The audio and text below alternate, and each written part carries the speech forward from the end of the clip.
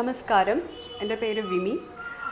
ഞാൻ Cochin കടവന്ത്രയിൽ Sherin Vimi innovative solution എന്ന് പറഞ്ഞ കമ്പനിയിൽ മാനേജിങ് പാർട്ട്ണറാണ്.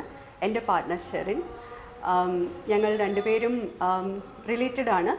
അപ്പോൾ ഞാൻ ശരിക്കും ഒരു ഫിനാൻസ് ബാക്ക്ഗ്രൗണ്ടാണ്. പക്ഷേ അത് കഴിഞ്ഞ് എൻ്റെ ജോബ് കുറച്ച് പേഴ്സണൽ റീസൺസ് കാരണം ഞാൻ എൻ്റെ ജോബൊക്കെ റിസൈൻ ചെയ്തിരിക്കുമ്പോൾ ക്ലിനിക്കൽ സൈക്കോളജി എന്ന് പറഞ്ഞ സബ്ജക്റ്റ് എനിക്ക് ഭയങ്കര പാഷനേറ്റ് ആയിട്ടുള്ള ഒരു സബ്ജക്റ്റായിരുന്നു. അങ്ങനെ ഞാനൊരു ക്ലിനിക്കൽ സൈക്കോളജിയുടെ ഒരു പോസ്റ്റ് ഗ്രാജുവേഷൻ കോഴ്സ് ചെയ്തു. അപ്പോൾ Sherin is into corporate training. ഒരു പാസ്റ്റ് 7-8 years ആയിട്ട് ഷെറിൻ കോർപ്പറേറ്റ് ട്രെയിനിങ്ങിലുണ്ട്.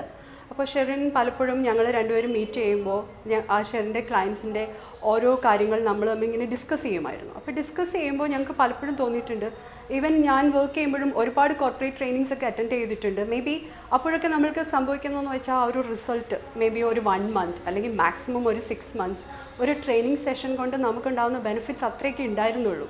ഒരുപാട് കാര്യങ്ങൾ അവർ പഠിപ്പിക്കും, ടൈം മാനേജ്മെൻറ്റ്, ടീം ബിൽഡിംഗ് എല്ലാം പറയുമെങ്കിലും എൻഡ് ഓഫ് ദി ഡേ നമ്മൾക്ക് അതിൻ്റെ റിസൾട്ട് ലോങ് ലാസ്റ്റിംഗ് ആയിട്ട് തോന്നിയിട്ടില്ല. ഞങ്ങളിങ്ങനെ ഇത് പല പ്രാവശ്യം ഡിസ്കസ് ചെയ്തപ്പോൾ മേ ബി ഒരു ലാസ്റ്റ് 1.5 years ആയിട്ട് ഞങ്ങൾ ഇതിനെക്കുറിച്ചൊരു റിസർച്ചൊക്കെ ചെയ്തു. അങ്ങനെ റിസർച്ച് ചെയ്തിട്ടാണ് ഞങ്ങൾ ഇങ്ങനൊരു കൺക്ലൂഷനിലെത്തി, ഇങ്ങനെ ഒരു ഫേം സ്റ്റാർട്ട് ചെയ്യണം.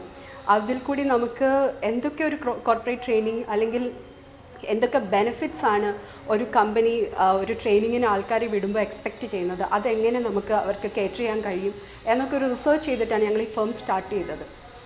അത് കഴിഞ്ഞിട്ട് പിന്നെ ഞങ്ങൾ നോക്കുമ്പോൾ ഇൻഡിവിജ്വൽസിനും ഇതേപോലെ റിക്വയർമെൻറ്റ്സ് ഉണ്ട്. മേ ബി ഒരു ഹൗസ് വൈഫ് ആണെങ്കിലും ഒരു അഡോളസൻറ്റിലെത്തിയ ഒരു കുട്ടിയാണെങ്കിലും ഒരു കൊച്ചു കുട്ടിയാണെങ്കിലും എല്ലാവർക്കും എപ്പോഴും അവരുടെ ലൈഫിൽ എക്സൽ ചെയ്യണം എന്നുള്ളൊരു ഡ്രീമാണ്.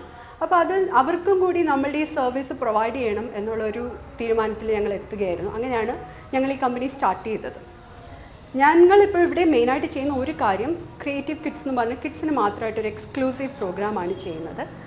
അത് തന്നെ ഞാൻ പറയുകയാണെങ്കിൽ കുറച്ചും കൂടെ ഒരു സയൻറ്റിഫിക് ആയിട്ട് പറയുമ്പോൾ കുട്ടികൾക്ക് എപ്പോഴും അവരുടെ ഡെവലപ്മെൻറ്റിൽ വരുന്നത് ഒരു gross motor skills and fine motor skills എന്ന് പറഞ്ഞ 2 രീതിയിലാണ് കുഞ്ഞുങ്ങളിൽ അവരുടെ സ്കിൽസ് ഡെവലപ്പ് ചെയ്യുന്നത്. അതിൽ തന്നെ ഗ്രോസ് മോട്ടോർ സ്കിൽസ് ഡെവലപ്പ് ചെയ്യുന്നത് അവരുടെ ജനിച്ച് ആദ്യത്തെ 2 വർഷത്തിലാണ്. അവരുടെ ലാർജ് മസിൽസാണ് അപ്പോൾ കൂടുതലും ഫങ്ഷൻ ചെയ്യുന്നത്. അതിൽ തന്നെ അവർക്ക് സംഭവിക്കുന്നതെന്ന് വെച്ചാൽ നമുക്കറിയാം ഹെഡ് ടു ടോ ആണ് അതിൽ ഓരോ ഡെവലപ്മെൻറ്റും നടക്കുന്നത്. അതിൽ കുട്ടി ആദ്യം തല ഉറയ്ക്കണം, പിന്നെ ബോഡി സ്റ്റേബിൾ ആവണം, അത് കഴിഞ്ഞ് കാലുറയ്ക്കണം, അത് കഴിഞ്ഞാണ് ഒരു കുഞ്ഞ് സ്റ്റെപ്സ് വെച്ച് മുമ്പോട്ടേക്ക് പോകുക. ഇത് നമുക്കെല്ലാവർക്കും അറിയാവുന്ന കാര്യം. അവിടെ അവന് ഉണ്ടാവുന്നത് ഒരു ഗ്രോസ് മോട്ടോർ സ്കിൽസ് ഡെവലപ്മെൻ്റ് ആണ്. അത് കഴിഞ്ഞിട്ടുള്ള സ്റ്റേജിലാണ് ഫൈൻ മോട്ടോർ സ്കിൽസ് വരുന്നത്. അവിടെ സ്മോൾ മസിൽസാണ് കൂടുതലും ഫങ്ഷൻ ചെയ്യുന്നത്. അതായത് കൈവിരലുകൾ, കണ്ണ്, ഇതിൻ്റെ സിങ്ക്രണൈസേഷനാണ് കൂടുതലും നടക്കുക. നമ്മളൊരു പസിൽ കൊടുത്താൽ അല്ലെങ്കിൽ നമ്മൾ ഒരു ക്രയോൺ കയ്യിൽ കൊടുക്കുമ്പോൾ കുഞ്ഞിന് സംഭവിക്കുന്നത് ആ കുഞ്ഞിൻ്റെ ഫൈൻ മോട്ടോർ സ്കിൽസ് ഡെവലപ്മെൻ്റ് ആണ്. അതിൽ തന്നെ അവരുടെ ഇൻ്റലിജൻസ് അല്ല അവരുടെ ബുദ്ധിവികാസമാണ് അവിടെ നടക്കുക. ഞങ്ങളിവിടെ ചെയ്യുന്ന ഈ ഒരു ആഫ്റ്റർ സ്കൂൾ ആക്ടിവിറ്റീസ്, അതായത് ക്രിയേറ്റീവ് കിഡ്സ് എന്ന പേര് ഞങ്ങൾ ചെയ്യുന്ന ഈ സെഷൻസിൽ കുഞ്ഞുങ്ങൾക്ക് ഒരുപാട് ബെനിഫിറ്റ്സ് ഉണ്ടാവുന്നുണ്ട്. അതായത് ഫിസിക്കൽ ആക്ടിവിറ്റീസ്, ഒരുപാട് കുഞ്ഞുങ്ങൾക്ക് വേണ്ടിയിട്ടുള്ള ആക്ടിവിറ്റീസ് ഇൻവോൾവ് ആയിട്ടുള്ള ഒരു സെഷനാണ് ഞങ്ങൾ ചെയ്യുന്നത്.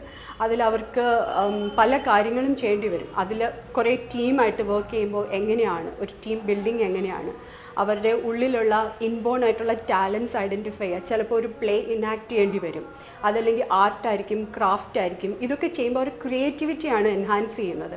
അവർ പോലും അറിയാതെ അവരുടെ ഉള്ളിലുള്ള കഴിവുകളെ നമ്മൾ കണ്ടുപിടിച്ച് നമ്മൾ മുമ്പോട്ടേക്ക് കൊണ്ടുവരികയാണ് ചെയ്യുന്നത്. അത് അവർക്ക് എനിക്ക് ഈ കഴിവുകളൊക്കെ ഉണ്ടെന്ന് അറിയുമ്പോൾ അവരുടെ സെൽഫ് കോൺഫിഡൻസും ബൂസ്റ്റ് ആവുകയാണ്. കൂടാതെ അവർക്ക് വേറൊരു അഡ്വാൻറ്റേജ് കിട്ടുന്നതെന്ന് വെച്ചാൽ എങ്ങനെ ഒരു ടൈമിനുള്ളിൽ ഒരു ആക്ടിവിറ്റി ഫിനിഷ് ചെയ്യണം, ടൈം മാനേജ്മെൻറ്റ്. അതേപോലെ എനിക്ക് ഈ ആക്ടിവിറ്റി ചെയ്യുമ്പോൾ ഇത്ര കാര്യങ്ങളുണ്ടെങ്കിൽ മാത്രമേ അത് ചെയ്യാൻ പറ്റൂ. അപ്പോൾ ഓർഗനൈസേഷണൽ സ്കിൽസ് അവിടെ ഡെവലപ്പ് ചെയ്യുകയാണ്.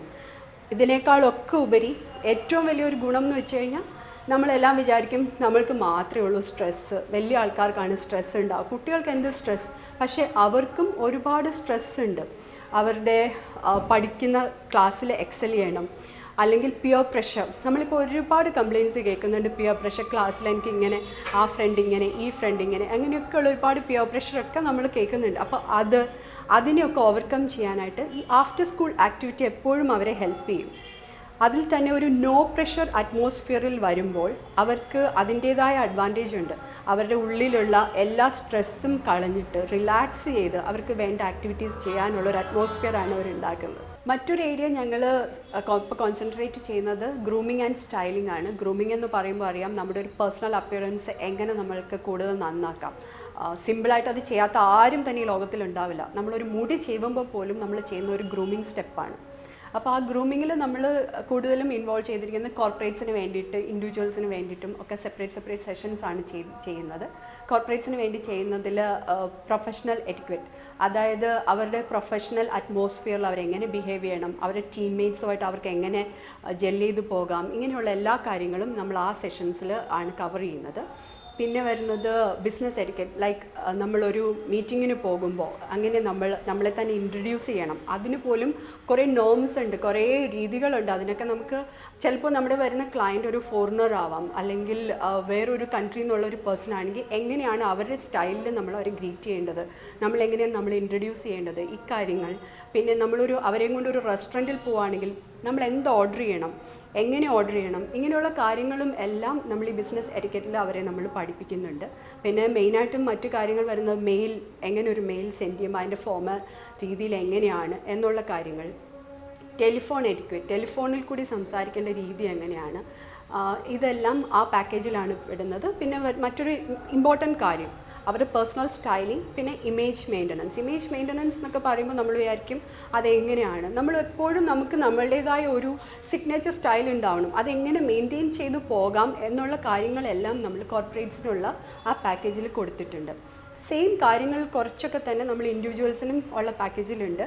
അത് അവരുടെ മാനറിസംസ്, അവരുടെ വൊക്കാബുലറി, അവരുടെ ജെസ്റ്റേഴ്സ്, ഐ കോണ്ടാക്ട്, ഇക്കാര്യങ്ങളെല്ലാം തന്നെ. പിന്നെ ഒരു റിലേഷൻഷിപ്പ് ബിൽഡിംഗ്, നമ്മളിപ്പോൾ പൊതുവേ കാണുന്ന കാര്യം എന്ന് വെച്ചാൽ ഫിനാൻഷ്യലി വെൽ സൗണ്ട് ആയിരിക്കും, നല്ല ബാക്ക്ഗ്രൗണ്ട് എല്ലാം ഉണ്ട്. പക്ഷേ ഒരു ഹൈ സൊസൈറ്റിയിൽ ചെന്നാൽ എങ്ങനെ ബിഹേവ് ചെയ്യണം, എങ്ങനെയാണ് അപ്രോച്ച് ചെയ്യേണ്ടത്, എങ്ങനെ ഒരു റിലേഷൻഷിപ്പ് ബിൽഡ് ചെയ്യണം. പലരും പറയുന്നുണ്ട് ഞങ്ങൾ അങ്ങനെയുള്ളൊരു ക്രൗഡിൽ ചെല്ലുമ്പോൾ മിണ്ടാതെ അങ്ങ് നിൽക്കും, അപ്പോൾ പിന്നെ ഈസി ആയല്ലോ.